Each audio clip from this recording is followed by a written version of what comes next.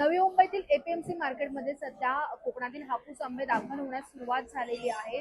आवक मोठ्या प्रमाणात होत असताना कुठेतरी जे भाव आहेत ते घसरलेले आपल्याला पाहायला मिळतात. त्यामुळे ग्राहकांनी खरेदीसाठी गर्दी केलेली आहे. आपण जर पाहू शकतो या ठिकाणी मोठ्या प्रमाणात जे कोकणातील हापूस आंबे सध्या या ठिकाणी उपलब्ध आहेत एपीएमसीच्या मार्केटमध्ये. जर पाहायला गेलं तर गुढीपाडव्यापर्यंत कुठेतरी याचे भाव हे गगनाला भिडले होते. मात्र त्यानंतर आता काही दिवसांनीच आवक वाढत असल्याने भाव हे घसरलेले पाहायला मिळतात. त्यामुळे ग्राहकांनी देखील खरेदीसाठी गर्दी केल्याचं पाहायला मिळतं. आपल्यासोबत स्वतः एपीएमसीचे व्यापारी आहेत. तर सध्याची परिस्थिती काय आहे, खरोखर भाव हे घसरलेले आहेत?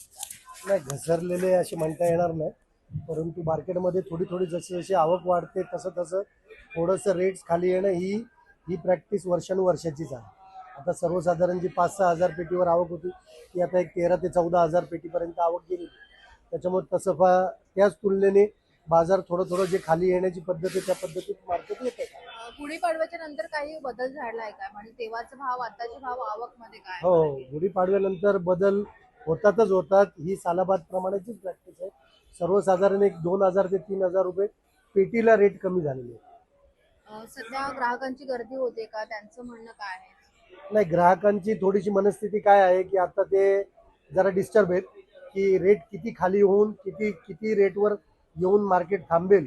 त्याच्यामुळे गिराक थोडंसं ज्याची गरज 10 पेट्यांची तो 2 किंवा 3च पेट्या सध्या त्याच्या दुकानी नेतो.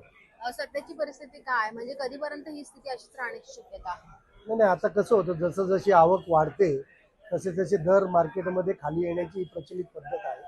त्याच्यामुळे दर हे खालीच येणार आणि एप्रिलच्या पहिल्या आठवड्यापासून सर्वसाधारण आवक पण बऱ्यापैकी वाढणार आणि रेट्स पण बऱ्यापैकी खाली येतील. नक्कीच आपण पाहिलं असेल तर या महिन्याला आवक ही कमी असल्यामुळे पुढील एप्रिलपर्यंत देखील आवक आणखी कमी होऊन रेट देखील कमी होण्याची शक्यता आहे. त्यामुळे कुठेतरी ग्राहकांसाठी दिलासादायक ही बातमी म्हणता येईल. सुमित सह, मी अकाउंट मराठी नवी.